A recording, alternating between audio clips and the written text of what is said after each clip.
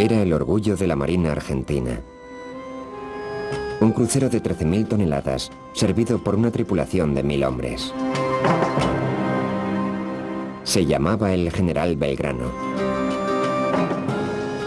En abril de 1982, partió del puerto y fue a alta mar, a luchar una guerra que pocos habían visto venir y nadie parecía querer. Su joven tripulación estaba allí cumpliendo con su deber.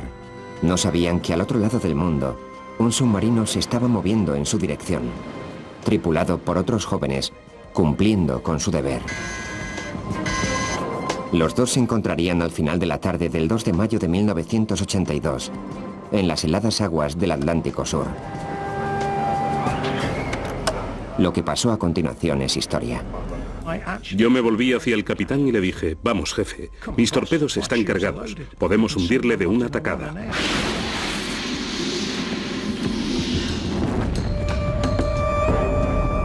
Lo que uno ve en las películas, que es ese torpedo corriendo casi en la superficie del agua, y en que el comandante o alguien dice: todo timón a babor para eludir el torpedo y pongámosles proa. No.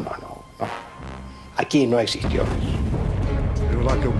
Fue un sonido ensordecedor y se produjo 2 veces. Y en ese instante siento una explosión, como algo muy amortiguado a lo largo de los maperos, pero una fuerte explosión que conmueve el buque de una manera parecida a como un colectivo puede subir el cordón de la vereda. Abro la puerta, miro hacia proa y la respuesta a uno de los chicos: no había proa. Le faltaba toda la proa. Entonces lo primero que tiramos es a volcarnos, a tirarnos al agua. Para que tengas una idea, caerse al agua es como si 1.000.000 de agujas se clavaran en el cuerpo en ese momento. Más de 300 marineros argentinos murieron ese día. Y gran parte del mundo reaccionó con ultraje, en especial en Argentina, donde el hundimiento fue descrito como un crimen de guerra contra un barco indefenso. Señora Thatcher, usted es una asesina. El hundimiento provocó incluso una tormenta en Gran Bretaña. Cuando volvimos, hubo cierto político que me llamó asesino, el que me había mandado allí. La historia desde dentro de lo que pasó en realidad ese día y por qué nunca ha sido contada hasta ahora. 20 años después del hundimiento, 2 supervivientes del Belgrano se unen a 2 tripulantes del submarino que lo hundió en una expedición de búsqueda del barco perdido. Pasaron 2 semanas juntos en el mar que un día los separó, intentando sacar sentido a lo que ocurrió. Cuando el Belgrano se hundió, las calderas explotaron. Esta es la historia de un conflicto inverosímil entre 2 culturas muy civilizadas y muy diferentes que produjeron una tragedia marítima. Y décadas más tarde, una búsqueda de respuestas en esos mismos mares violentos. En la zona más sur de Argentina, no muy lejos de la Antártida, se encuentra la pequeña ciudad portuaria de Ushuaia. En 1982, un barco de guerra estaba anclado allí, repostando combustible y suministros. Se llamaba el General Belgrano y se estaba preparando para la guerra, si es que llegaba. Una guerra que pocos habían visto venir, entre 2 combatientes inverosímiles, Argentina y Gran Bretaña. El crucero argentino transportaba más de 1.000 tripulantes. Muchos de ellos eran reclutas sin mucha experiencia naval. Sin embargo, como un solo hombre, creían apasionadamente en la causa por la que luchaban. Un grupo de islas estériles barridas por el viento frente a sus costas de las que la mayoría del mundo ni siquiera había oído hablar. Tengo el recuerdo del 2 de abril. Como todos los argentinos, yo me despierto con el televisor y me encuentro con la pantalla que teníamos las islas tomadas. Sentí muchas cosas, una de ellas fue una gran emoción. Pasaron pocos días que me llamaron de inmediato, hubo un plan de llamada, así que yo concurrí al barco. El comandante del Belgrano nos comunicó esa linda noticia de que se habían recuperado las Islas Malvinas. En cuanto a mi responsabilidad o lo que yo debería hacer, estaba orgulloso de que en ese momento se haya hecho eso. Y bueno, estaba en nosotros tratar de hacer lo que mejor podíamos hacer para defender que algo es nuestro, ¿no? Y el estar defendiendo la bandera de uno es muy importante. O sea, uno lo ve de chiquito cuando le hacen cantar el himno o ver la bandera o todas las cosas que fue uno aprendiendo durante la primaria y estar en ese momento defendiendo esos colores que veía siempre en el colegio es muy fuerte. Hubiera sido diferente si hubiesen sabido que el barco sería atacado en menos de 2 semanas por un submarino británico y que 1/3 de ellos moriría.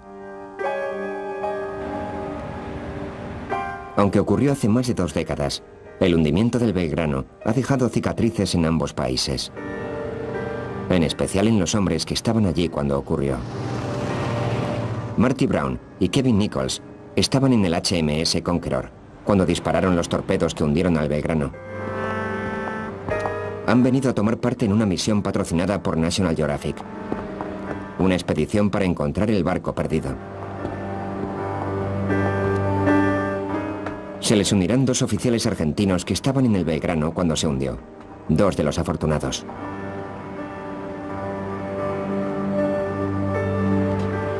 Su primer encuentro a bordo del barco de búsqueda es un poco tenso. Buenos días, comandante Castromadero. Encantado de conocerles. Bienvenidos a Argentina. Muchísimas gracias. Buenos días, encantado. Comandante Castromadero, bienvenido a Argentina. Capitán Galassi, bienvenido a Argentina. Capitán Galassi. Me alegro de tenerles aquí. Espero que tengamos un intercambio interesante de opiniones. Será muy interesante hablar con ustedes. Es agradable estar aquí bajo estas circunstancias. Oh, sí, sí, sí. Kevin Nichols era el operador de sonar que detectó el primero el Belgrano.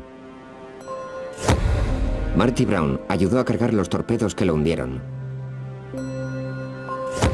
Carlos Castro Madero servía como oficial de artillería. Pedro Galassi era el segundo al mando del crucero.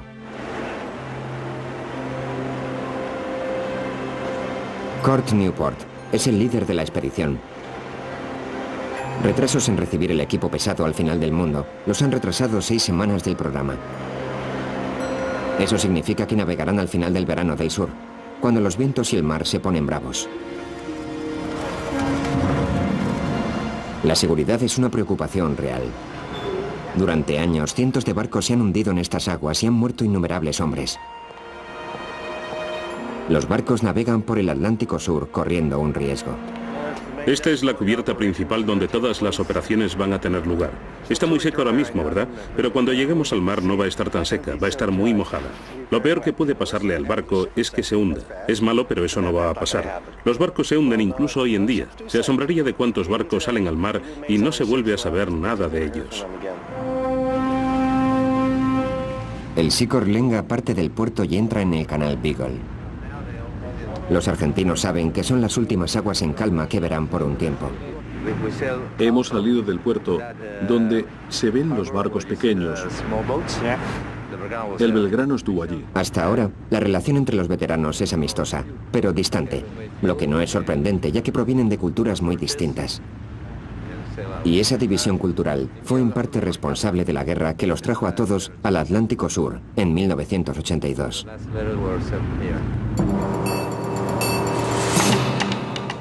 Los primeros tiros se dispararon antes del amanecer del 2 de abril, cuando una fuerza argentina desembarcó al este de las Islas Malvinas y comenzó a moverse por tierra. No encontraron resistencia hasta que llegaron a la capital, Stanley. Después de un breve tiroteo en el palacio del gobernador, los defensores británicos se rindieron y los argentinos izaron la bandera de su país.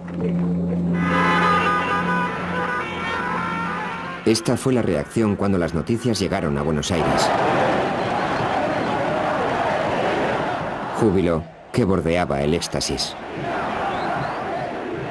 Si el resto del mundo estaba asombrado por esta explosión de alegría, es porque el resto del mundo no comprendía que el pueblo de Argentina estaba celebrando el cumplimiento de un sueño que habían tenido durante generaciones.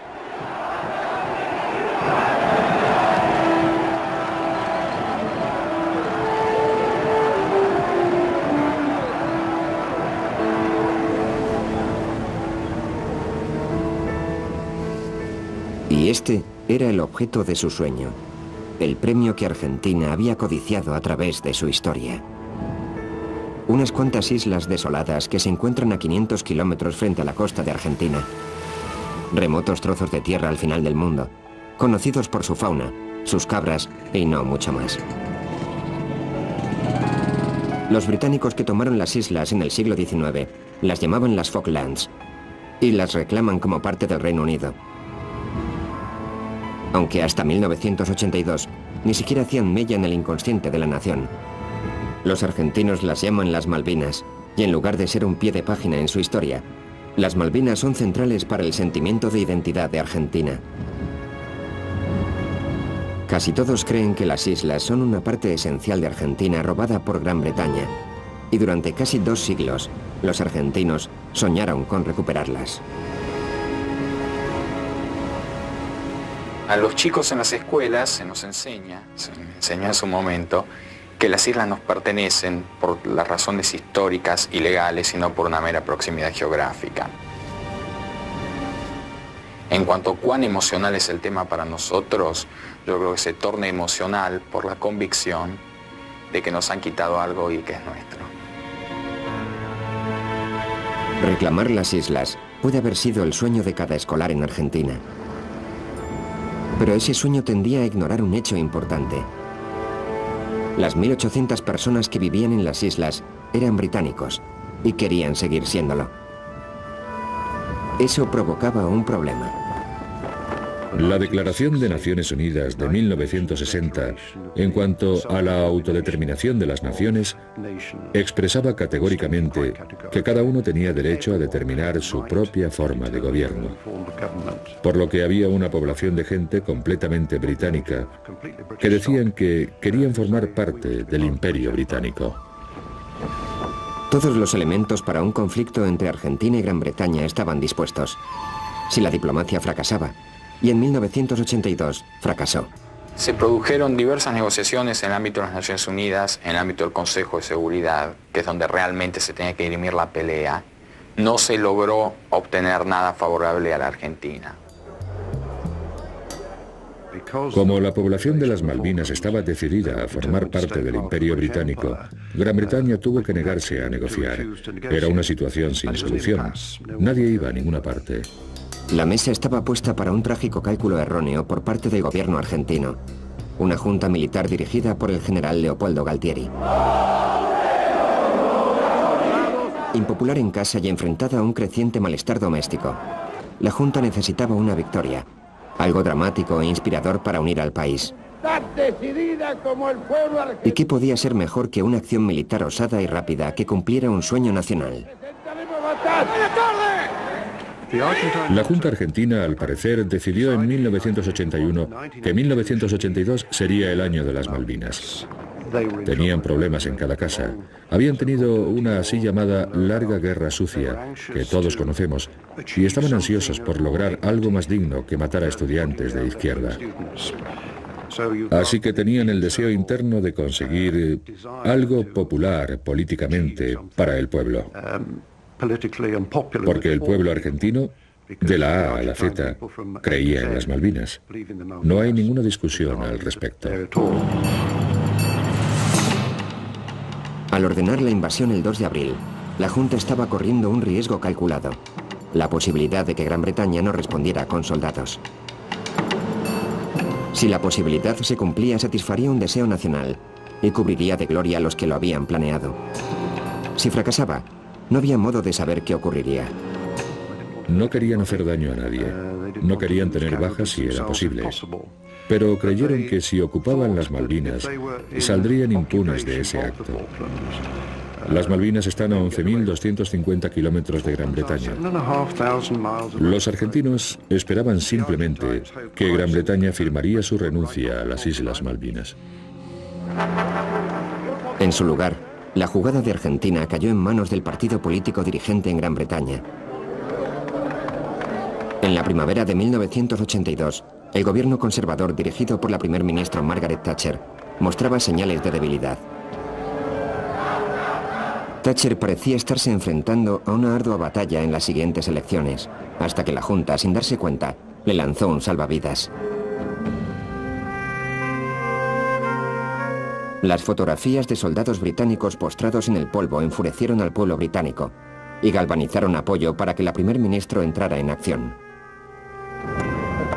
Para Thatcher y la mayor parte de sus compatriotas, el honor de Gran Bretaña estaba en juego. Thatcher advirtió a la Junta que la invasión no se permitiría. Cuando un país invade tus islas es una humillación. Es una humillación. Pero igualmente no levantas los brazos espantando y dices que no hay nada que puedas hacer. A días de la invasión, Gran Bretaña había reunido una armada de más de 30 barcos, incluidos 2 portaaviones. Presionaron un barco de cruceros para que cumpliera con su deber transportando tropas.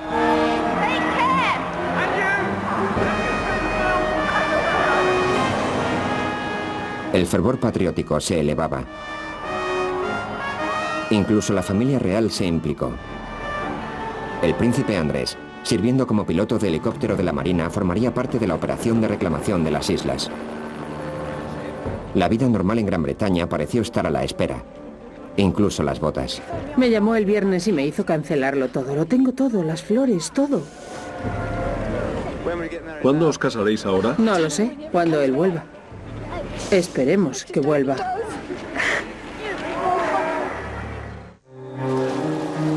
El 9 de abril de 1982, una semana después de la invasión argentina, la primera ola de la Armada Británica se dirigía hacia el sur, hacia su destino a medio mundo de distancia. No había plan. Todos reaccionamos ante el acontecimiento que fue el 2 de abril, la invasión de las Malvinas, lo mejor que pudimos. Fuimos al sur lo más rápido posible. La intención probablemente era desembarcar o hacer suficiente ruido para que los argentinos decidieran que no era buena idea, detenerlos y hacer que volvieran a casa sin líos. La Armada tardó unas 2 semanas en llegar a la isla Ascensión, que los británicos planeaban utilizar como zona de puesta en escena. Este iba a ser una especie de lugar de reunión donde pensaríamos todo el asunto y luego procederíamos de acuerdo con el plan que se hubiera desarrollado. Pero no se desarrolló ningún plan hasta que los barcos llegaron a Ascensión. El portaaviones en particular. Los submarinos habían ido por delante porque podían.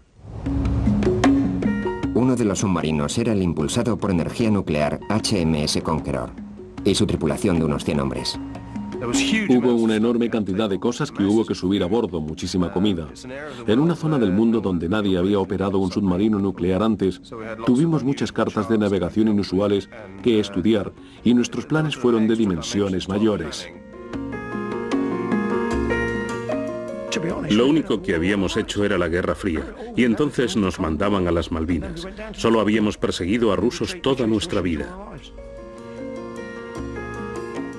Un submarino tiene un número de cosas que puede hacer, y como no tenía ni idea de lo que nos pedirían que hiciéramos, tuve que entrenar a toda la tripulación para que pudiera hacer todas esas cosas si nos pedían que las hiciéramos, y teníamos 14 días para hacerlo. Así que los hice trabajar muy duro de camino al sur. Mientras el submarino continuaba su camino hacia el sur, muy por delante del resto de las fuerzas, la Marina Argentina también se preparaba para la acción. Uno de sus barcos de guerra principales era un crucero ligero hecho en Estados Unidos llamado el General Belgrano. Tenía más de 40 años y no era especialmente rápido, pero estaba equipado con cañones de largo alcance. El crucero General Belgrano era un buque eminentemente antisuperficie. Era un buque artillero. Como buque artillero era poderosísimo. Sus 5 torres de 3 cañones cada una, de 6 pulgadas cada cañón,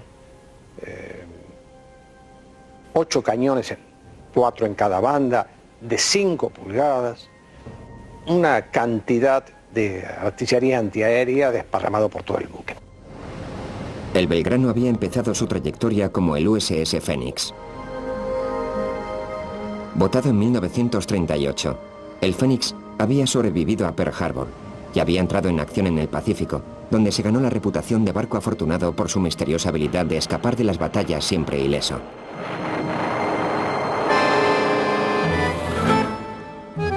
En 1951, Estados Unidos vendió el Fénix a Argentina, donde rápidamente se convirtió en una pieza central de su flota.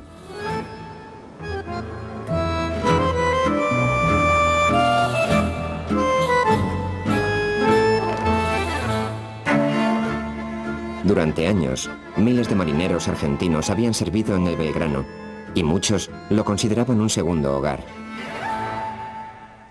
Uno que viene del interior, que en mi caso, de la campaña, y los únicos buques que había conocido, o barcos, o como uno le llamaba a los cerealeros en la provincia de Entre Ríos, encontrarme con una ciudad flotante como era algo fantástico para mí. O sea, era, aparte de mi casa, mi segundo hogar, porque prácticamente yo vivía a bordo. Lo que me enseñó, lo que aprendí a bordo, el tener una familia de 1093 personas, porque éramos una familia a bordo. A mediados de abril de 1982, mientras la flota británica se reunía en la isla Ascensión, el Belgrano estaba en puerto, preparándose para lo que pudiera venir a continuación. La calma antes de la tormenta. La tripulación escribió cartas, escribió muchas cartas. Y en esas cartas la gente volcaba lo que sentía, su experiencia a bordo. Mamá y papá, yo la estoy pasando bien, tengo muchos amigos, estoy en un buque que se come bien, se duerme bien, en fin. Pero algunas cartas llegaron a decir, por ejemplo, papá y mamá, cuídense mucho, porque yo me voy a defender a la patria. Y no es una, ni dos, ni tres, hay muchas. De manera que eso nos enmarca un poquito el espíritu que se estaba viviendo a bordo. Era una entrega total, una entrega donde el hombre, la vida de él, estaba en segundo término. Primero estaba la vida de la patria. A bordo del Conqueror, marineros británicos cumplían su deber con su país también. Aunque no sin algunos reveses que por entonces no parecieron divertidos. Cuando estábamos aquí, nos enredamos en el kelp, en las algas marinas. ¿Ah, sí? No nos movíamos, nos quedamos atascados. El kelp nos impedía movernos. Tuvimos que dar unos cuantos acelerones para seguir. Sí, se nos Era un arma secreta que teníamos. Sí, tuvieron que poner más revoluciones para de alguna manera. Armas ocultas que teníamos. It was secret weapon, yeah. Es el segundo día de la búsqueda y han tenido suerte. El tiempo es bueno, el mar moderado, los vientos a menos de 20 nudos.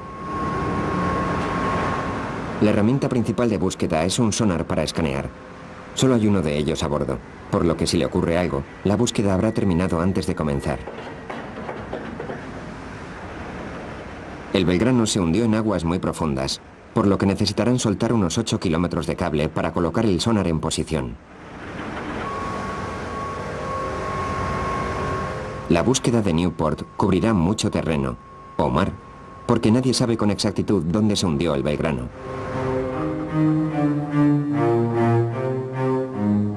Los dos escoltas del crucero lo señalan en un lugar, el Conqueror lo señala en otro. Newport planea registrar un cuadrado de 20 kilómetros de ancho por 20 kilómetros de largo, que incluyen ambas localizaciones. Usará una técnica de busca conocida como mover el césped. Después del impacto había mucho viento. Eso es bueno para determinar la posición, ¿no? Pero después del impacto redujeron velocidad con mucha rapidez. Si redujimos con mucha rapidez, perdimos la parte frontal del barco, así que paramos muy rápidamente. Funciona parado en la arena. Entonces, debería encontrar un trozo grande de la proa hacia el este. Sí. Y luego un rastro de escombros yendo hacia allí, porque esta es la dirección de la corriente. Los escombros irían hacia allí, proa, barco, escombros. Estamos en el agua, eso es lo principal. No vamos a encontrarlo sin el sonar en el agua. Con suerte el tiempo no empeorará y podremos seguir trabajando. Y el capitán puede mantener el barco rumbo al este lentamente. Podemos buscar en ambas direcciones, nos ahorrará mucho tiempo. Ahora mismo todo está bien.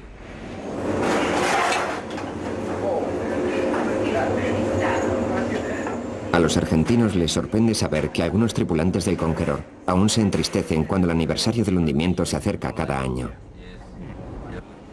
Cuando estoy en casa, mi mujer me dice que me pongo muy irritable. Sí, me pongo muy irritable. Sí, es psicológico o algo así, ¿sabes? Siempre miras el calendario, si es el 1 de mayo, si es mañana, siempre.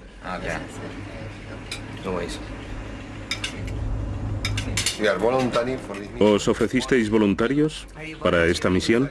Sí. Los argentinos tienen curiosidad por los motivos de Nichols y Brown para venir en este viaje. ¿Por qué queríais estar aquí en esta misión? Por lo que ocurrió. Volver, conocer a alguien del Belgrano, ver sus sentimientos hacia nosotros, intercambiar puntos de vista, intercambiar historias. Es obvio que no vimos el Belgrano, solo lo oímos. Nunca vimos a nadie del barco. No conocemos a nadie del barco. Ni siquiera ves rostros. Solo lees en el periódico que toda esa gente murió. Y yo leí lo que vosotros leísteis en el periódico. Es muy impersonal, ¿sabes? Antes de venir, no sabíamos lo fresco que está en la memoria del pueblo argentino. Desde nuestro punto de vista, fue hace 20 años. Sigue fresco en nuestra memoria. Pero para el público en general, no es una gran cosa. Al final del primer día de búsqueda, una línea se ha completado y otra está en progreso. Las condiciones todavía son moderadas, pero están a punto de cambiar.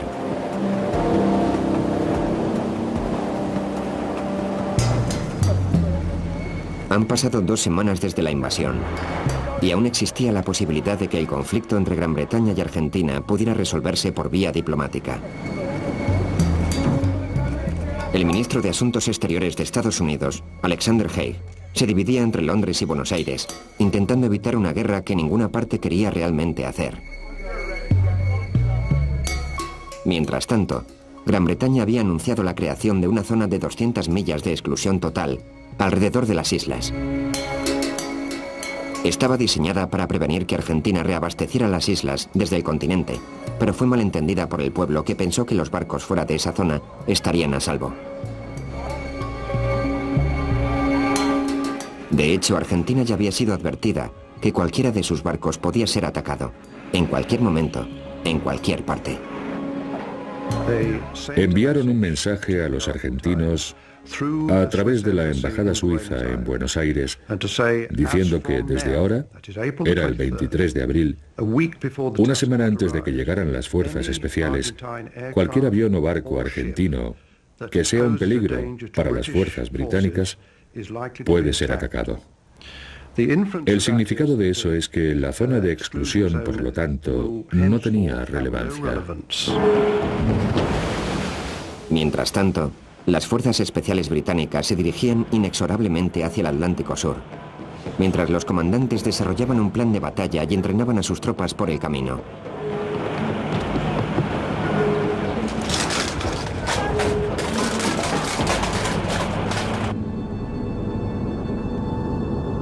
En el Conqueror, una guerra contra Argentina aún parecía un resultado improbable. Siempre creímos que los políticos lo resolverían antes de que llegáramos a las Malvinas. Sé que los ingenieros hicieron una especie de porra en popa respecto a los días en que regresaríamos. Navegamos en abril. Creo que el último día era el 7 de mayo, cuando volveríamos al Reino Unido. Nadie esperaba siquiera que llegáramos hasta abajo. No creo que ninguno esperara que entráramos en guerra. Recuerdo el tipo de conversaciones a medianoche, cuando el submarino estaba silencioso y nos dirigíamos hacia el sur. Creíamos que era cuestión de tiempo el que nos hicieran dar la vuelta. Nadie lo creía de verdad. Nos costó algún tiempo darnos cuenta de que estábamos en una guerra de disparos. Finales de abril de 1982.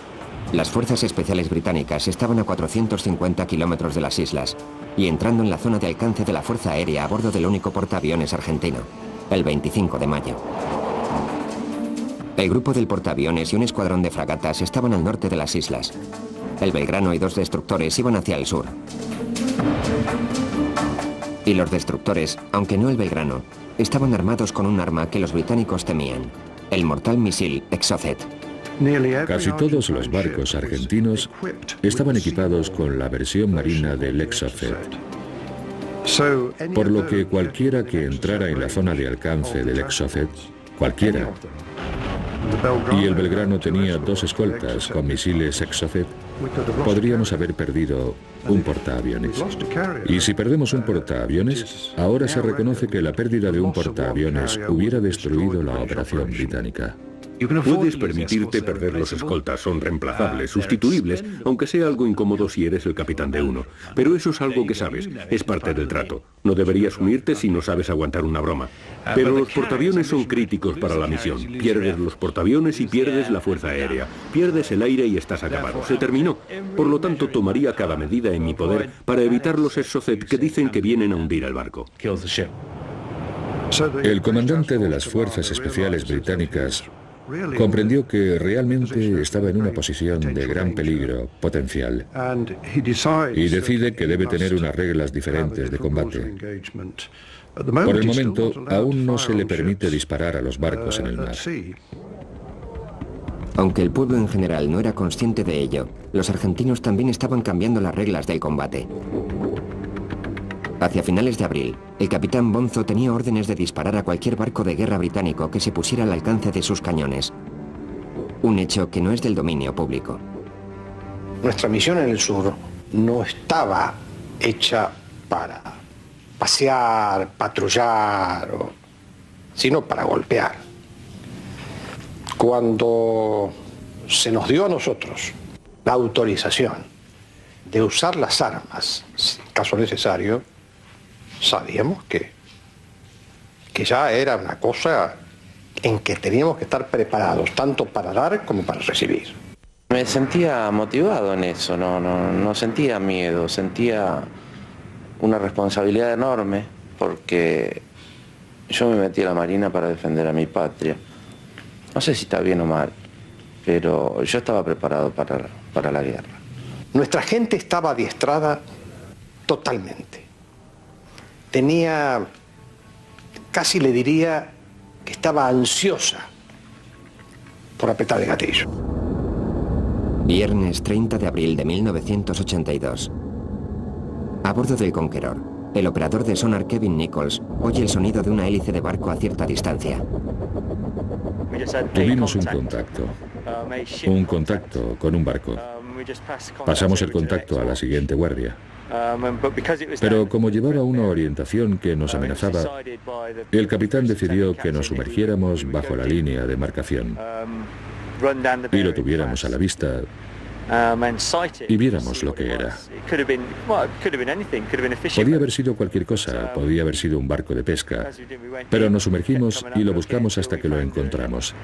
Y resultó que era el Belgrano y su escolta. Era el petrolero el que hacía el ruido.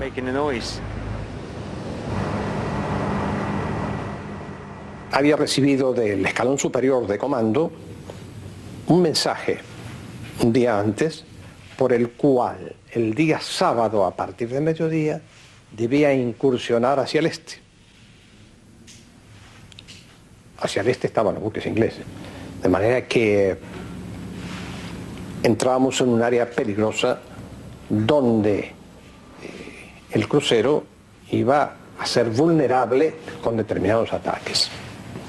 Cuando yo estaba haciendo petróleo del petrolero en el mar, esa mañana del 1 de mayo, el submarino inglés Conqueror estaba mirándome.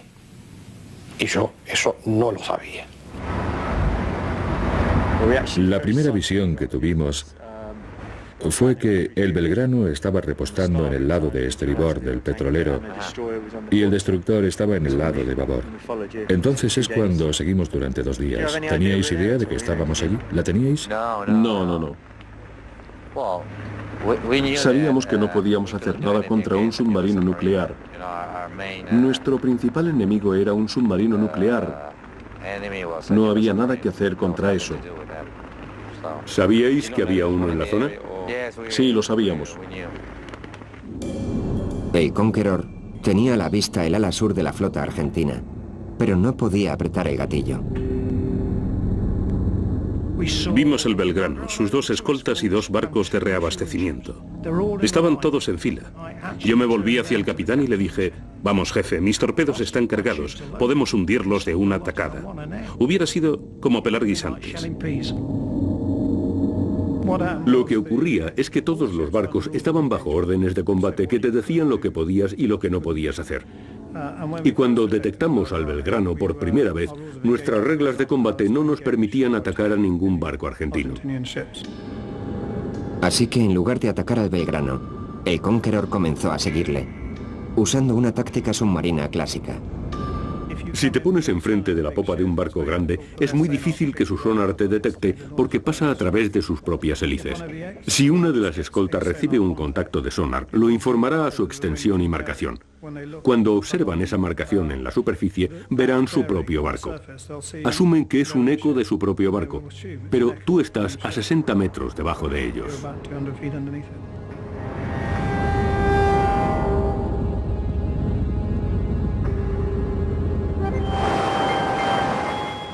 Sábado, 1 de mayo, un día clave en la guerra, por lo que no pasó.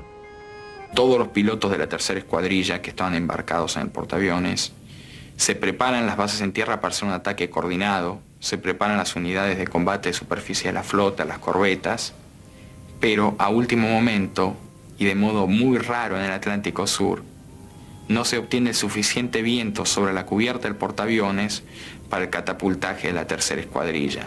Todos aquellos que nos hemos dedicado a estudiar un poco la guerra de Malvinas, tenemos todavía esa imagen casi de pesadilla de la falta de viento del 1 de mayo. El mismo día, los británicos comenzaron a atacar desde el aire a las fuerzas argentinas en la isla. La guerra que la mayoría de la gente pensaba que era evitable, se llevaba a cabo, ahora en serio. El Belgrano, navegando hacia el este, se estaba acercando a la flota británica. Y el capitán Bonzo sabía que su barco era vulnerable. A las 5 de la tarde, el buque entró en un área que se puede llamar, vamos a llamarla área peligrosa, con un peligro de un ataque aéreo, porque estábamos dentro del radio de acción de la aviación embarcada inglesa. El buque tenía muchos medios para enfrentar la lucha antisuperficie. Menos medios para enfrentar la lucha antiaérea. Y nada, nulo, total, para enfrentar la lucha submarina. A bordo de su buque insignia de las Fuerzas Especiales, Woodward, aún estaba preocupado por un ataque con Exocet. Y temía ser atrapado por un movimiento de pinza si el Belgrano y sus destructores continuaban su movimiento hacia el este. Creo que mucha gente desde fuera no entendió la importancia de la amenaza que suponía el Belgrano y sus destructores. Habían pensado, bueno, un viejo crucero y un par de viejos destructores. ¿Qué amenaza suponen para 2 portaaviones y un grupo de batalla? La respuesta es una amenaza muy seria. Sabiendo que aún tenía el Belgrano a la vista, Woodward pidió a Londres permiso para atacar. Teníamos la misma clase de imagen táctica y por lo tanto habíamos llegado con sensatez a la misma conclusión táctica, que era una amenaza seria para mí. Así que estábamos de acuerdo en que tenía que desaparecer.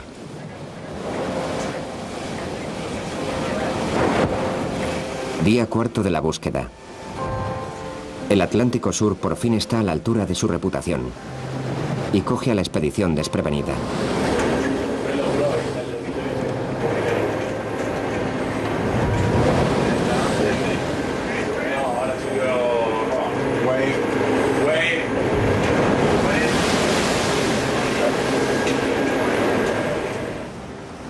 El Sikorlenga es golpeado por olas de 4,5 metros y vientos de 45 nudos. Y el sonar aún está en el agua. Ahora tienen que recuperarlo.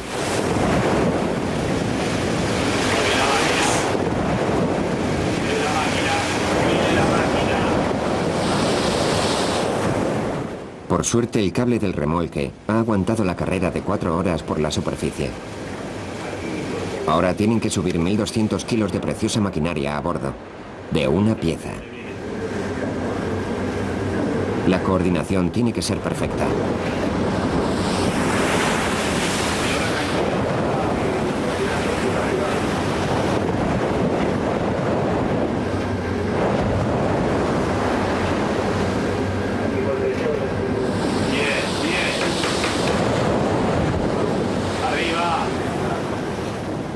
Han esquivado una bala.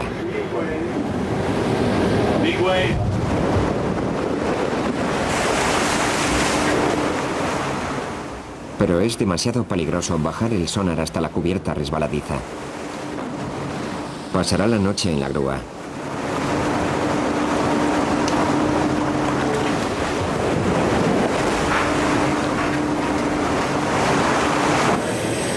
El tiempo tormentoso afecta a cada uno de forma diferente.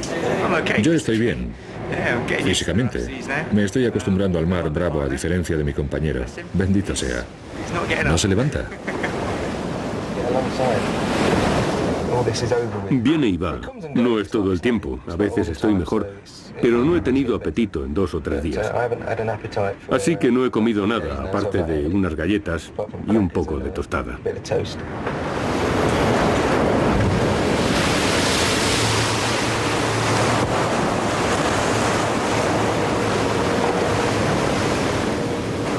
Al acabar el día aún siguen siendo vapuleados.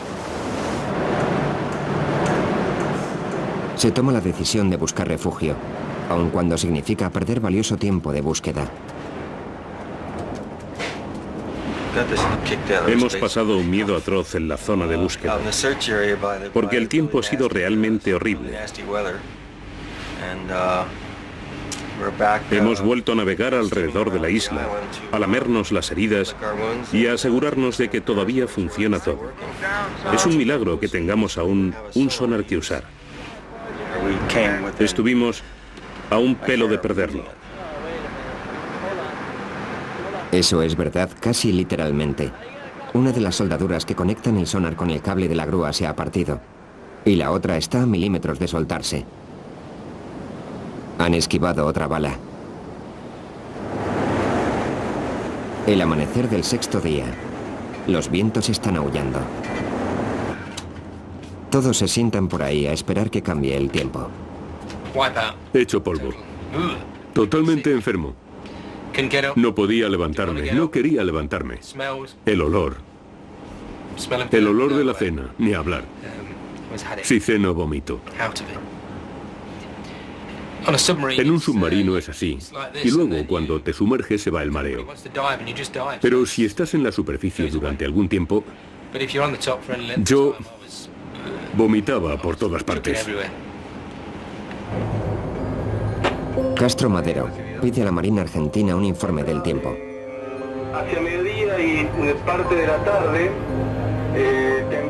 Lo más que pueden decir es que la tormenta puede estallar en 24 horas. Pues mañana va a ser el diluvio. El tiempo no se va a poner razonable. No podremos trabajar hasta el sábado, quizá al mediodía. He empezado a odiar este lugar. No, es el tiempo que lo está fastidiando todo. Han perdido 2 días, tal vez 3.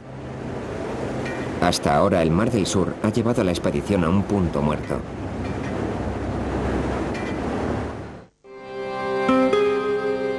...2 de mayo de 1982, justo antes de amanecer. El Belgrano aún se dirigía hacia el este, hacia la flota británica, cuando el capitán Bonzo recibió un cambio de órdenes.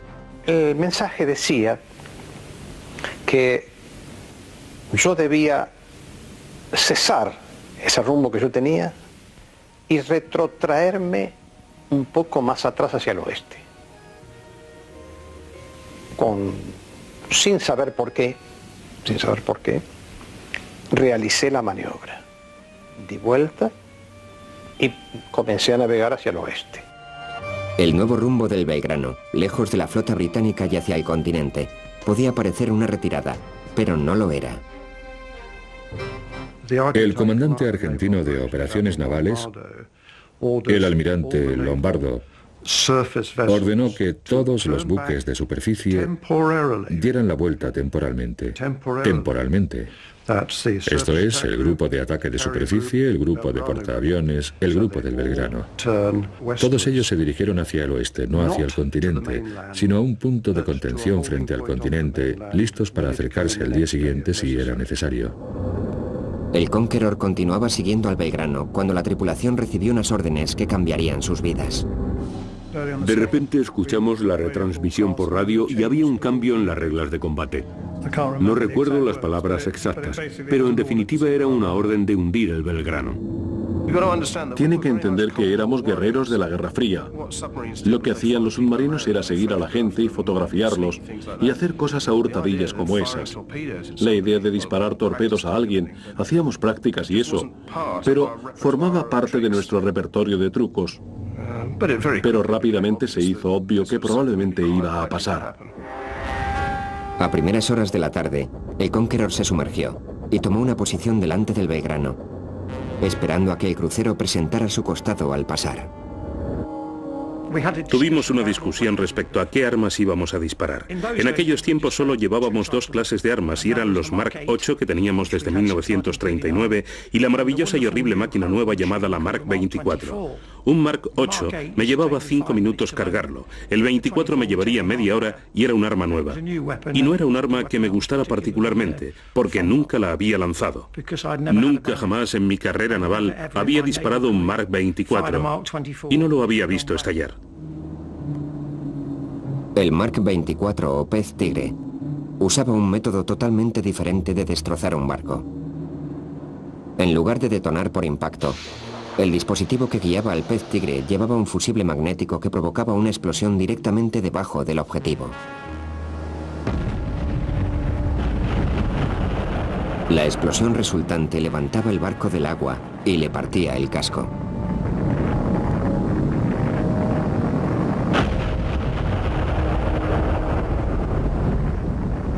Al menos, esa era la teoría. Pero en 1982 aún estaban mejorando los dispositivos. Y teníamos el Mark 8, que era un torpedo mucho más antiguo e impulsado por diésel que llevaba casi 50 años al servicio de la Marina. Un torpedo muy sencillo, muy duro y muy fiable. E íbamos a atacar a un barco de la Segunda Guerra Mundial que fue botado en 1938. Así que no hubo un gran debate en cuanto a qué torpedo deberíamos usar. Yo dije que tal vez deberíamos disparar el Mark 8 porque era un arma probada, pero si fallábamos, siempre podíamos intentarlo con los 24. El capitán me dijo que informara a la tripulación a través de la retransmisión principal, a través de los altavoces, a todo el submarino, que íbamos a realizar un ataque deliberado contra el Belgrano después de comer. A bordo del Belgrano, los marineros habían acabado la comida del mediodía.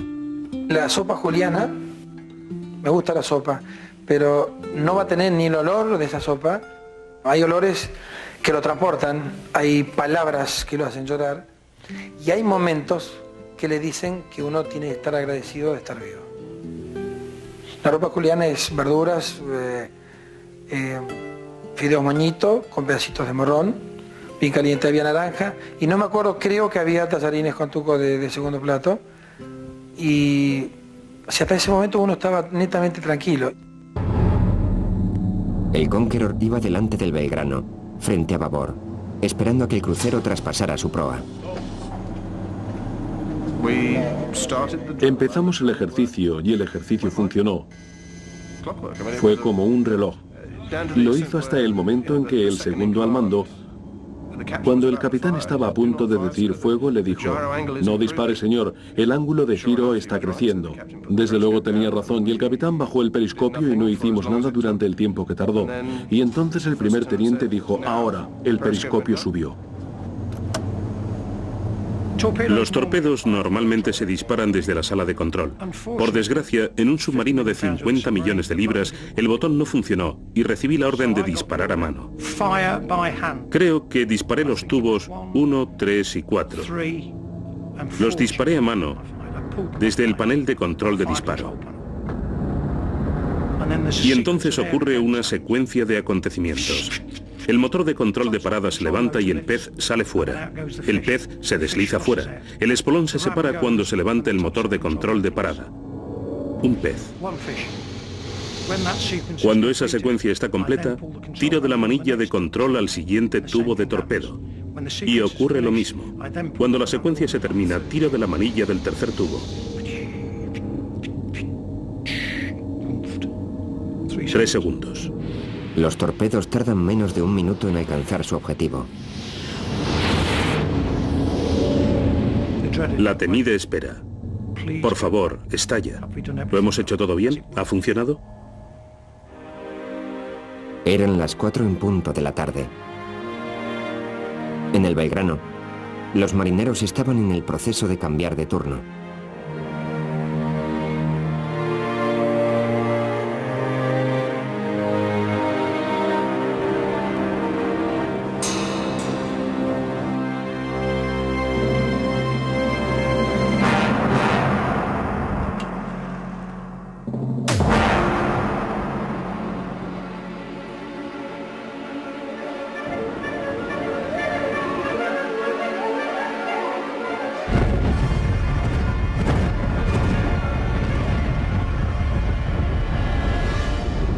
El primer torpedo impactó en el Belgrano, en medio del barco, a babor.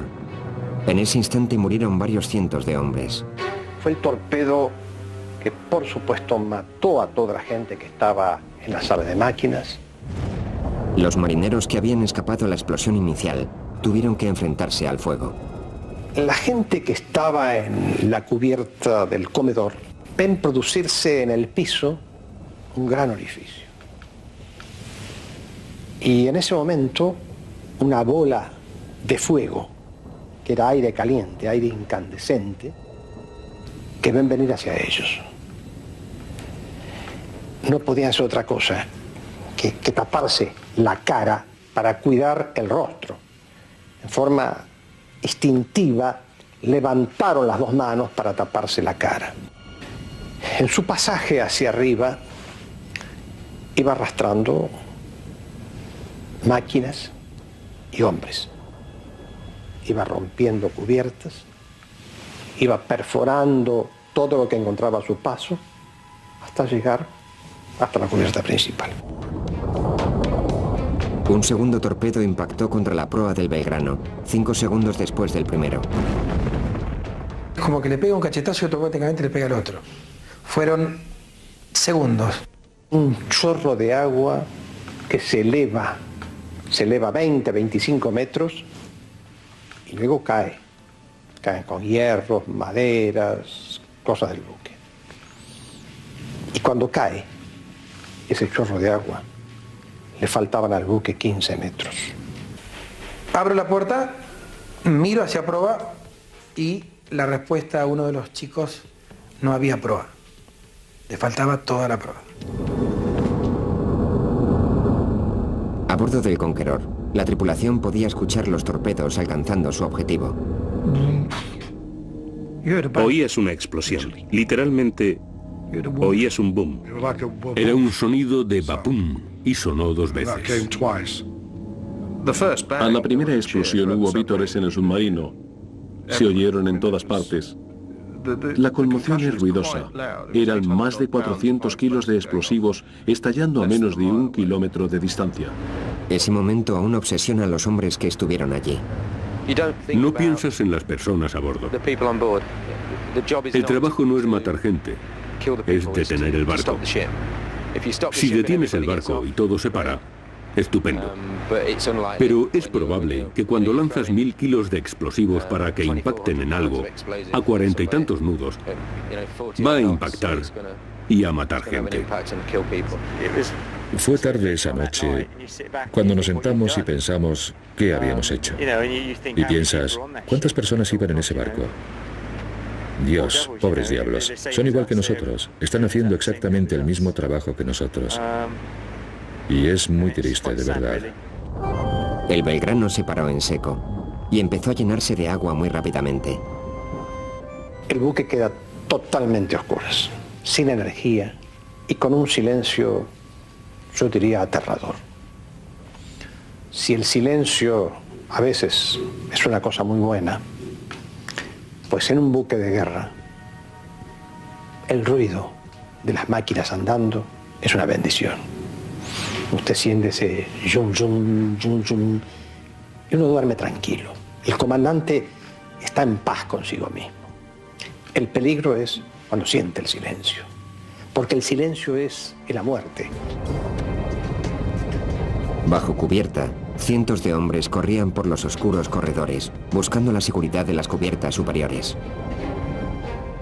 En esa explosión segunda es como que el buque paró y entró a hacer unos ruidos tremendos, que era como que se partía, crujía. Eso es muy simple entender por qué hacía eso. El buque tenía unas bisagras, como el buque era tan largo, entonces esas bisagras era como que hacía ruido y como de dolor. Uno se imagina que el buque sentía dolor, ¿no?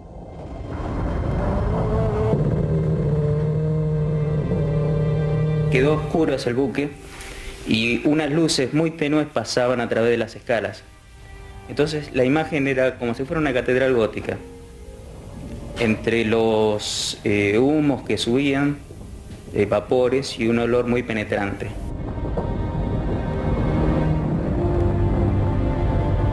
Mientras la mayor parte de la tripulación corría hacia arriba, unos cuantos trataron de bajar y no sobrevivieron. Me decidí a ir a las máquinas a buscar mi salvavidas. Llegué hasta el comedor. No pude seguir más porque los gases del torpedo eran muy fuertes. Era un olor a fósforo que tenía muy fuerte. Entonces me asfixiaba, aparte de asfixiarme, me hacía llorar los ojos. Y no pude seguir después. La cantina estaba regenteada por dos civiles, los hermanos Ávila. Cuando estábamos en Puerto Belgrano y íbamos a zarpar para la guerra, quedamos con mi segundo comandante de ofrecerle a los dos cantineros civiles la posibilidad de desembarcarse, porque ellos no tenían obligación de ir a la guerra. No, señor, qué esperanza. Nosotros somos tripulantes del crucero, queremos embarcar, no nos dejen en tierra. Cuando uno de los hermanos se dirige a la cubierta para ocupar su puesto de abandono, no ve entre la gente que está en la cubierta a su otro hermano. Entonces, llevado, impulsado por su amor de hermano, baja a las cubiertas bajas, oscuras, llenas de petróleo, vapor, agua caliente, inundación. Baja. Y hoy los dos hermanos Ávila son dos de los 323 héroes del crucero. 20 minutos después de que los torpedos impactaran el barco, la mayoría de la tripulación había llegado a la cubierta principal. Entonces esperaron que su capitán decidiera qué hacer a continuación. Yo tenía la sensación de que aún podía mantener el buque a flote cuando comienza una leve inclinación. El crucero era un buque muy fuerte, muy noble en su material. Sabía que estaba herido, pero tenía esperanzas de que poder sobrevivir a esto por lo menos un tiempo. El capitán Bonzo no estaba seguro si venía ayuda de camino o no. Los torpedos habían destrozado las comunicaciones por radio, por lo que no se había enviado ninguna llamada de auxilio. Los destructores escoltas navegando varios kilómetros al norte. Ni siquiera sabían que el crucero había sido atacado.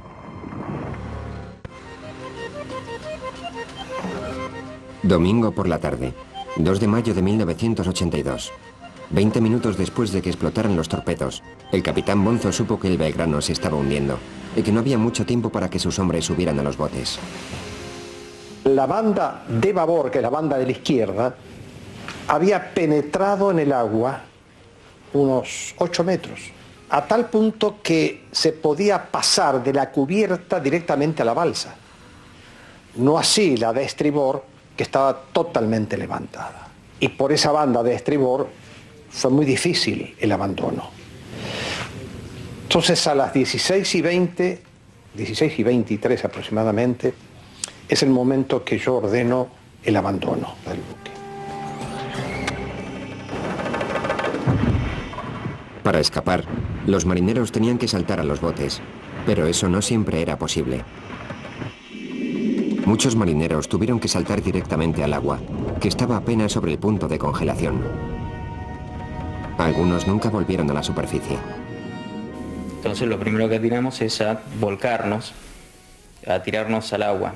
Para que tengas una idea, caerse al agua es como si 1.000.000 de agujas se clavaran en el cuerpo en ese momento, ¿no?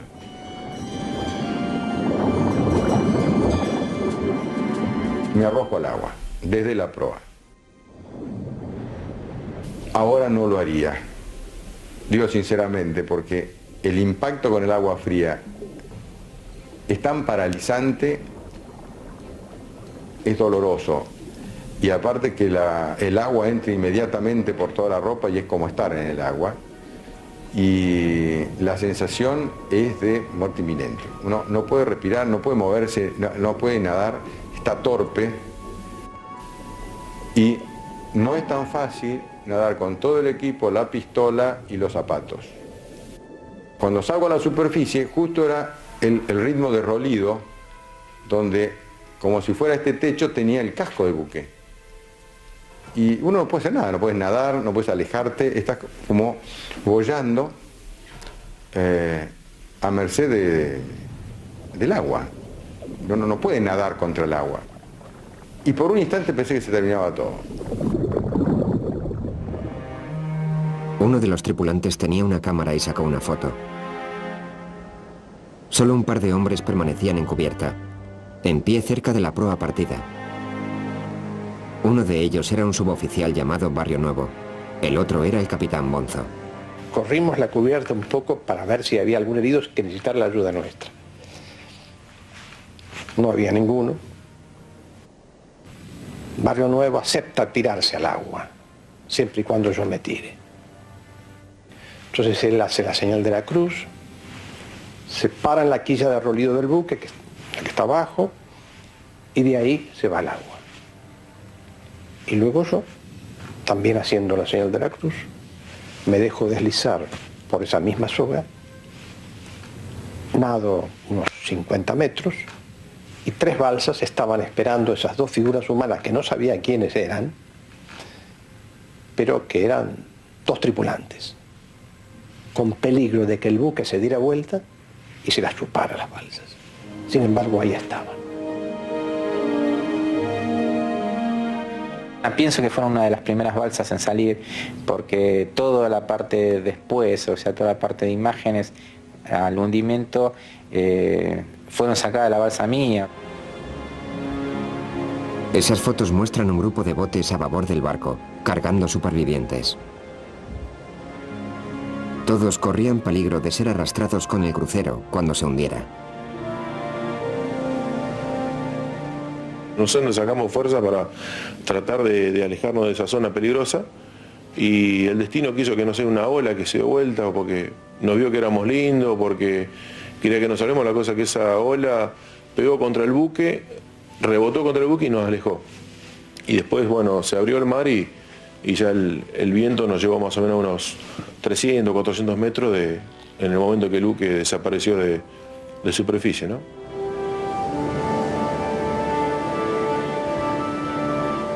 Y recuerdo que uno de los conscriptos le dijo: mira, se está hundiendo, dirigiéndose al crucero. Yo no quiero mirar, dice el otro. Y bueno, yo no pude más de curiosidad, me asomo a través del techo roto y veo que lentamente el crucero se desliza hacia popa y sin hacer vuelta en campana y sin irse a pique, sin llevarse las balsas que tenía cerca, desaparece de la superficie.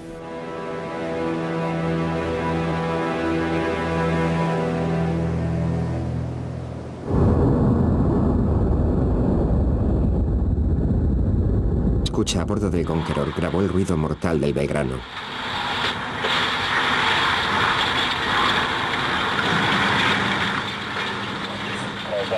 Suena como si se rompiera una araña de luces.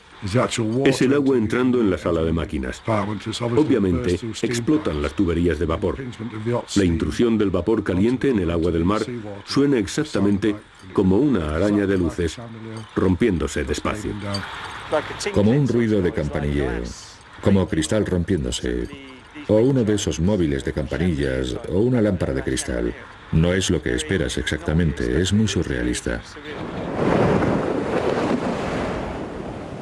A las 5 de la tarde el Belgrano había desaparecido de la vista, dejando a más de 700 hombres solos en un mar oscuro.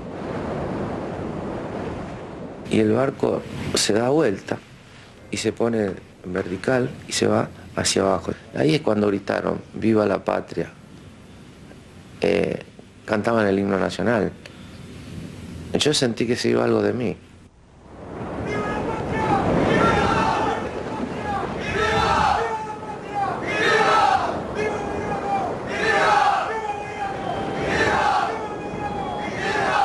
Dijo un tripulante, sí, qué notable.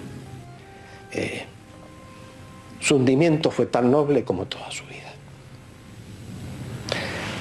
Ninguna balsa se fue con él. No arrastró a nadie. Si realmente son 13.500 toneladas más 9.000 toneladas de agua que comenzaron a irse hacia abajo. Así se habrá ido hasta los 3.000 metros hacia abajo. Allá está, junto con los hombres que lo acompañan. El Belgrano aún sigue ahí abajo, en alguna parte, aunque 8 días de búsqueda no han hallado ni rastro de él. A la expedición solo le quedan 4 días, y Kurt Newport está empezando a preocuparse. Vamos a intentar completar la segunda mitad de la línea que no completamos antes porque empezó la tormenta, y luego volveremos hacia el sur y haremos otra línea hacia el sur. Todos sabemos que el barco está ahí abajo, y si buscamos en un área lo bastante grande lo encontraremos. Lo que no sé es si vamos a poder hacerlo.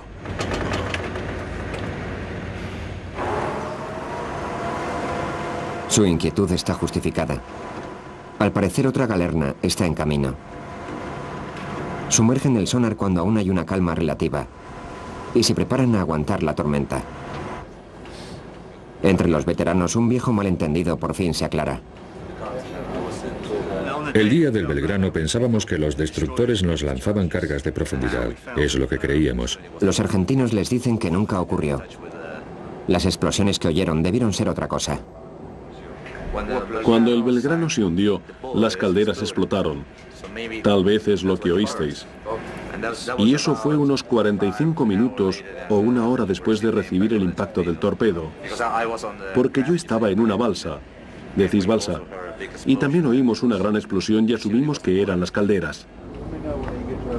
Mientras tanto, la tormenta que han estado esperando tarda en llegar. Se pierden otras 12 preciosas horas. La habilidad de predecir el tiempo es un gran problema. Porque, por ejemplo, ahora mismo se supone que tendría que estar soplando el viento a 33 nudos, pero tenemos 4 o 5 nudos de viento.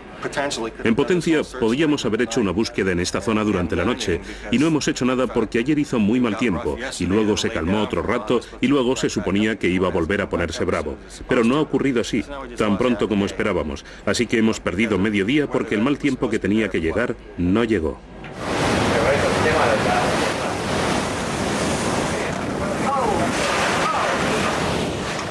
Medio día después de que lo predijera el boletín meteorológico, la tormenta por fin se desata, y con ella un sentimiento de resignación. Yo creo que si los tiempos están fijados, que tenemos que estar el 14 en Puerto de Ushuaia, queda solamente un día para encontrarlo, hacer una corrida más, y me parece que las posibilidades son muy remotas, lamentablemente. La mayor decepción, obviamente, es el tiempo. Ha sido terrible. Sientes pena por Kurt. Después de tanta planificación, no poder llevar a cabo la búsqueda realmente. Decepción también porque no estuviera allí, donde los argentinos o la Marina Británica o nuestro navegante dijeron que estaba. Es un sentimiento de decepción, pero con suerte en el próximo par de días daremos con él. Pero primero tendrán que aguantar más tormentas.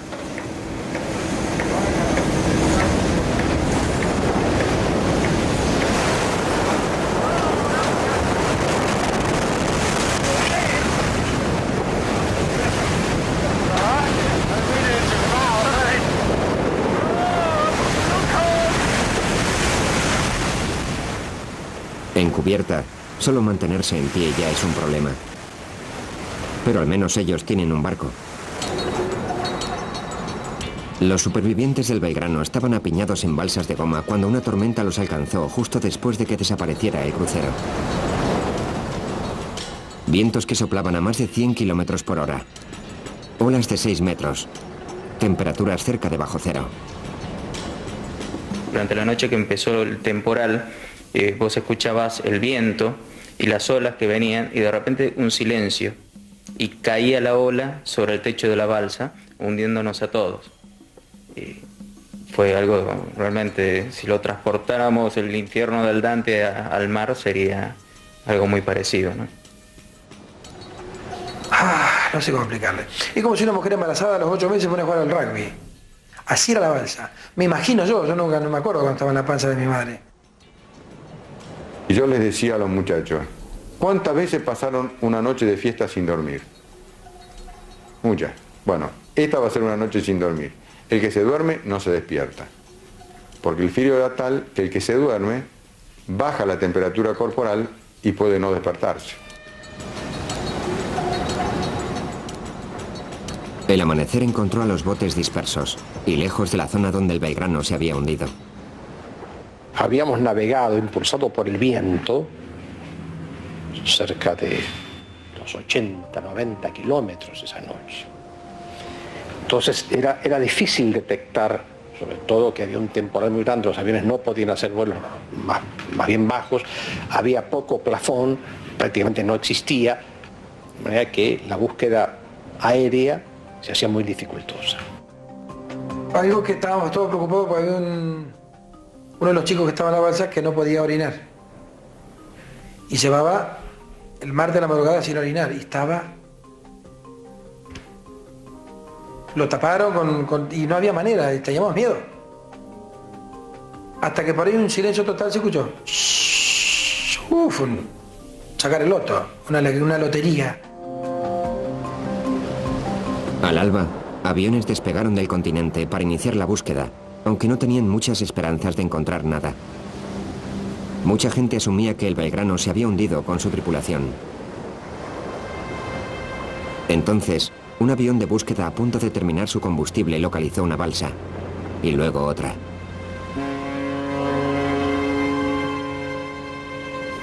Sentimos la sirena, la bocina de uno de los destructores.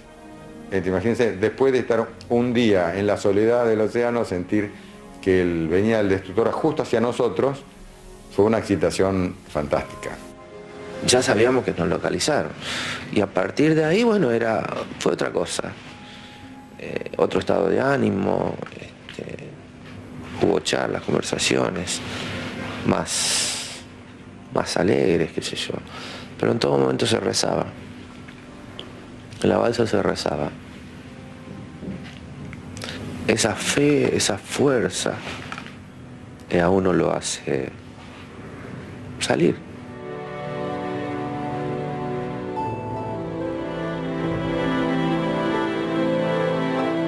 ...24 horas después de hundirse el Belgrano... empezaron a recoger al primer superviviente. Al último lo encontraron mediodía después. Cuando yo llego al Gurruchaga, y mi balsa fue la última del grupo en ser rescatada, casualidad, ¿no? Subo al buque, las piernas prácticamente eran como de algodón, en un primer momento prácticamente no las siento, Y antes de ir a que el médico me pusiera una inyección para hacerme dormir, quise ver a mi tripulante. Entonces bajé hasta el lugar donde estaba. Estaban en el suelo, estaban en las mesas, acostados en los bancos, estaban desparramados por todas partes. Cuando yo bajé, muchos se incorporaron, empezaron a gritar "Viva el Belgrano", etc. Y ese fue el momento en que una persona vino y me dijo: "Señor, en este momento está viniendo para aquí el suboficial Barrio Nuevo". Y nos dimos un abrazo. Ese fue el momento en que yo me enteré que Barrio Nuevo había sobrevivido. Porque cuando él se tiró al agua, no lo vi más. Sin embargo, sobrevivió. En balsas donde no había hombres suficientes para generar calor corporal, algunos tripulantes murieron de frío. Y algunas balsas no se encontraron nunca. En Argentina, la noticia del hundimiento fue recibida con dolor y rabia. Había un sentimiento creciente de ultraje porque Gran Bretaña había jugado sus cartas injustamente. Señora Thatcher, usted es una asesina. Y la noticia del hundimiento del Belgrano se difundió alrededor del mundo. La acción británica fue celebrada y vilipendiada. Perdido en la conmoción estaba el hecho de que el hundimiento cambió el curso de la guerra. Sabiendo que no tenía defensa contra los submarinos nucleares, la Marina Argentina ordenó a sus barcos que volvieran a sus aguas costeras. No teníamos ni idea de cuál sería el efecto de hundir el Belgrano. No lo habíamos pensado. Y nos complació mucho descubrir, día tras día, que su flota parecía haber vuelto a casa y no parecía volver. Nos complació mucho descubrir que el hundimiento del Belgrano, efectivamente, había derrotado a su marina. Los buques de guerra de la Marina Argentina estaban fuera de acción, pero no su aviación. 2 días después de que se hundiera el Belgrano, un par de cazabombarderos lanzaron misiles Exocet a las fuerzas especiales británicas.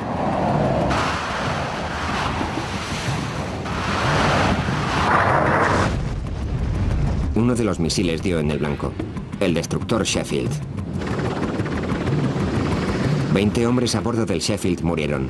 Docenas más fueron heridos. Que atacaran el Sheffield fue una gran conmoción para todos, creo yo. Esta era la primera baja importante en nuestro lado. Habíamos perdido varios helicópteros y creo que unos 5 Harriers en accidentes, pero no por acción enemiga. Pero el Sheffield fue la primera pérdida importante. No se hundió inmediatamente. No se hundió durante algunos días, pero quedó inutilizado de inmediato y eso tuvo bastante efecto. Con los buques de guerra argentinos ahora retirados, la Marina británica controlaba el mar lo bastante para realizar un desembarco. El 21 de mayo, desembarcaron en San Carlos y comenzaron a luchar en tierra. 7 días más tarde, las tropas británicas capturaron la colonia de Goose Green. Mientras tanto, los ataques aéreos de Argentina continuaban. En total, 7 buques británicos se hundieron y una docena más fueron dañados. Como las bajas comenzaban a aumentar, las tropas británicas se movieron por tierra hacia la capital de Stanley. Atrincherados, los soldados argentinos ofrecieron una resistencia tan feroz como esporádica. Por fin, después de 3 semanas de duras luchas, los británicos aseguraron las tierras altas alrededor de Stanley, y el 14 de junio los argentinos se rindieron. La inverosímil guerra había terminado, y para los comandantes británicos fue justo a tiempo. Si los argentinos no se hubieran rendido el 14 de junio, nosotros hubiéramos fracasado como el 21 de junio, una semana después. Estábamos agotados y los barcos estaban agotados. Y los sistemas de ingeniería estaban agotados y las armas estaban agotadas. Estábamos todos agotados realmente, como ellos. Pero ellos se agotaron primero. La oposición, menos mal. Julio de 1982. 4 semanas después del final de la guerra, la mayor parte de las fuerzas especiales británicas regresaron a Portsmouth y a una bienvenida tumultuosa.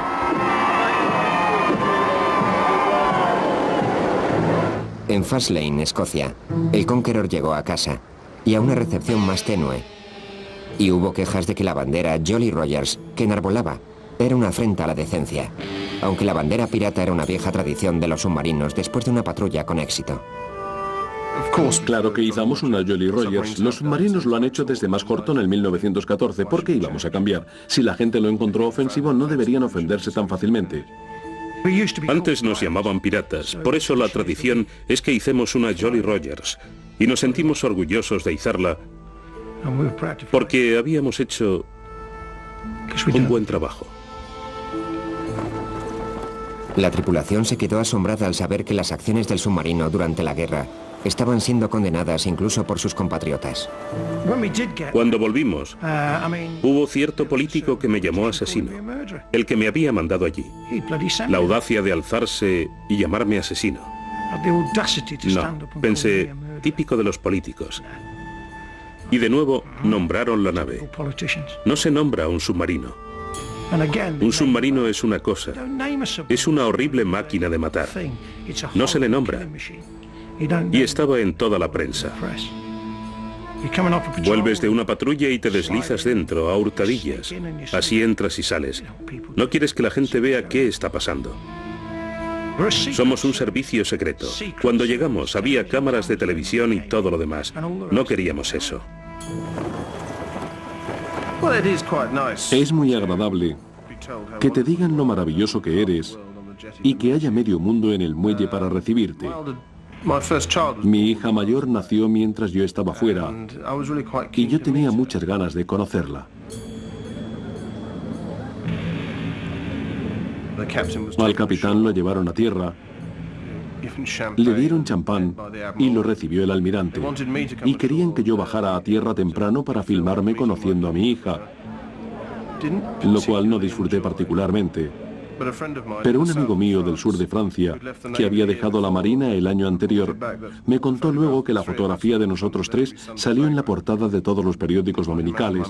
Como se imaginará, mi suegra los ha guardado todos. Era solo euforia, pero supongo que fue agradable volver.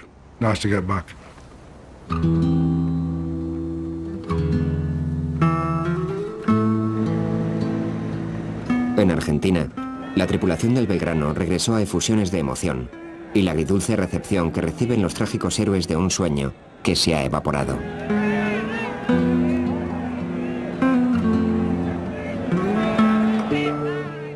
Entonces yo voy caminando y va mi madre por una calle y lo único que se me ocurrió fue ponerme al lado de ella y decirle, hola mamá. Y soltó las bolsas, me abrazó, la gente que estaba alrededor que sabía también se echó a llorar. Iba de uniforme blanco y paró un auto, un jeep, un alemán grandote. Dijo, ¿dónde lo alcanzo? Le digo, no, voy hasta Ballester. Dice, lo alcanzo a donde usted vaya. Y no sabía, ha callado la boca. Yo les pelota, esto de Malvinas, que yo sí, le digo, yo soy uno de los náufragos del crucero del Belgrano. Paró el auto el hombre. Y me llevó hasta la puerta de mi casa. Mi mamá y mi hermano que estaban muy preocupados por mí, fue un abrazo interminable, ¿no? Y después, con los amigos del barrio, con los vecinos, también fue algo que no se puede contar porque me emociono y me retrotraigo 20 años atrás que es como si lo estuviera viviendo hoy por hoy, ¿no? Y veo bajar de un coche, que estaba mucho más adelante, una persona. Esa persona viene corriendo. Era mi esposa. Ahí me di cuenta que tenía familia.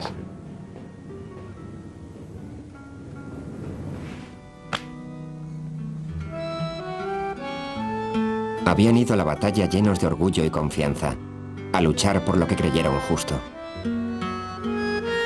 Como nación, habían apostado y habían perdido. Lo único que siento es que no las tenemos las islas. y por ahí hay un cierto alejamiento, pero sé que la vamos a tener en el futuro.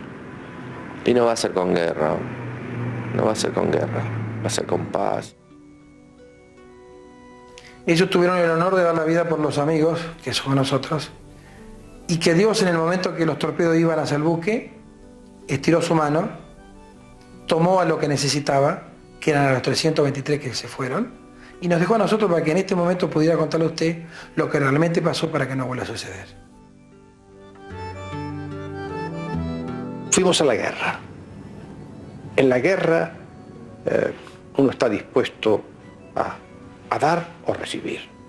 En los buques de guerra no hay vanguardia ni retaguardia. Todos vivimos la misma suerte. Si el torpedo, en lugar de pegar en este lugar, pega 40 metros más a proa, son otros los muertos y otros los sobrevivientes. De manera que el destino le dice a uno algo que es inamovible, el momento del fin de su vida. Nosotros ayudamos a ese destino, hasta donde pudimos. Lo ayudamos con adiestramiento, con camaradería, con espíritu de equipo, con espíritu de buque, con responsabilidad. Lo ayudamos. Pero finalmente es el destino el que da su última palabra. Es una cosa así. Las guerras las hacen los poderes, no la hace el civil. Yo no tengo nada contra el inglés y el inglés tampoco. Obviamente si el submarino nosotros teníamos la posibilidad de hundirlo, lo hubiésemos hecho, porque ese era nuestro trabajo en ese momento. Pero no tengo un odio hacia ese marino que estaba en el buque enemigo. Y yo creo que ellos igual, ellos no tienen odio hacia nosotros. Fue un acto de guerra y fuimos nosotros los actores en ese drama, ¿no?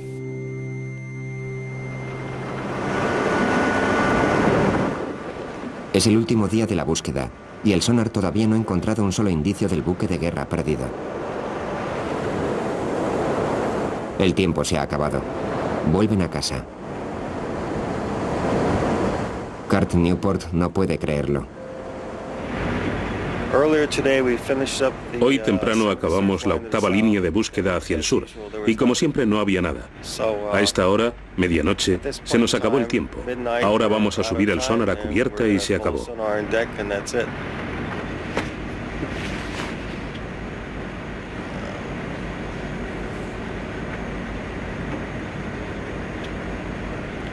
Debo decir que nunca, jamás, ni en mis sueños más locos, creí que si veníamos aquí y buscábamos en toda la zona, no encontraríamos ese barco. Porque un barco hundiéndose es un gran desastre, deja material. Cuando el torpedo le golpea, hay cosas que saltan del barco. Se hunde todo, pierdes todas las chimeneas, pierdes todos los mástiles, los radares, los cañones, las torretas se caen. Deja un montón de escombros en el fondo y no hemos visto nada de eso. No está allí. Y yo no entiendo por qué. Los veteranos reciben la noticia por la mañana. Quiero que sepáis que hemos acabado la búsqueda y, como sabéis, no hemos encontrado lo que estábamos buscando. Supongo que seguramente estará a unos 3 kilómetros fuera de nuestro cuadrado. Pero ya no tenemos más tiempo, así que volvemos hacia Ushuaia. Los argentinos saben que sus compatriotas estarán decepcionados, pero a un nivel personal es un alivio. Tengo sentimientos encontrados. Por un lado, un poco de tristeza por no haber podido brindar el homenaje que el pueblo argentino quería que hagamos y que nuestros héroes se merecen. Pero por otro lado, tenía miedo de ver cómo encontrar el Belgrano, porque quiero recordar el Belgrano con esa estampa aguerrida, desafiante, orgullosa, que es la que definitivamente tengo, ¿no? Seguramente quieren recordar el barco como estaba y no como seguramente estará después de estar en el océano más de 21 años o casi 21 años. Así que seguramente es mejor que siga siendo un misterio, por ahora al menos. Un sencillo servicio conmemorativo reemplaza la elaborada ceremonia que los argentinos habían planeado. Una corbeta de la Marina se les une. Creo que es bueno que estemos recordando a nuestros héroes y una historia de gloria de nuestro país. Y por otro lado, haberme encontrado con dos tripulantes del Conqueror, a Kevin y Martin, que realmente hemos tenido unas charlas muy lindas y de parte de ellos nos hemos enterado de sus sensaciones y con qué respeto, con qué consideración pudimos hablar de un tema que en un momento nos tuvo enfrentados y en una situación tan dramática como fue un hundimiento.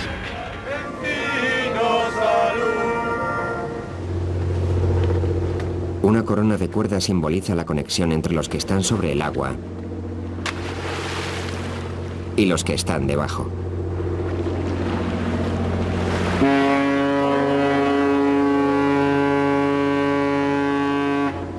Ahora puedo poner rostros a las imágenes. Nunca pude hacerlo.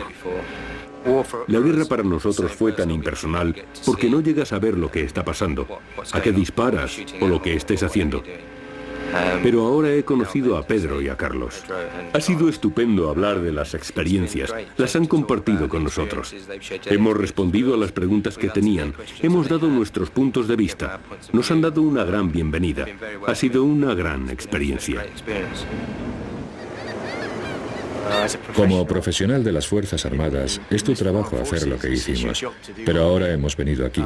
He conocido a dos hombres que estuvieron allí. Ya no es impersonal. Siento que me ha ayudado mucho.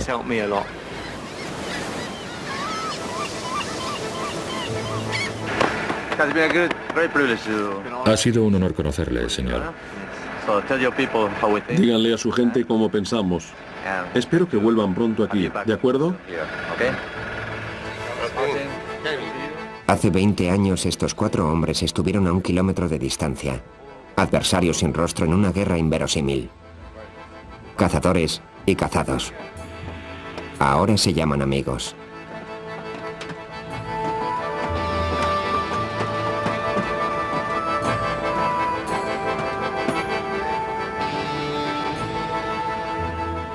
Los 4 hombres formaron parte de una guerra que se suponía iba a cambiar el paisaje político. Y el paisaje cambió, aunque no de la manera que todos pretendían. El año después de la invasión, la Junta Argentina fue derrocada. En Gran Bretaña, Margaret Thatcher fue reelegida en una victoria electoral arrolladora. Hoy, más de 20 años después de la guerra, las Malvinas son más británicas que nunca. Y cada escolar argentino aún las llama las Malvinas.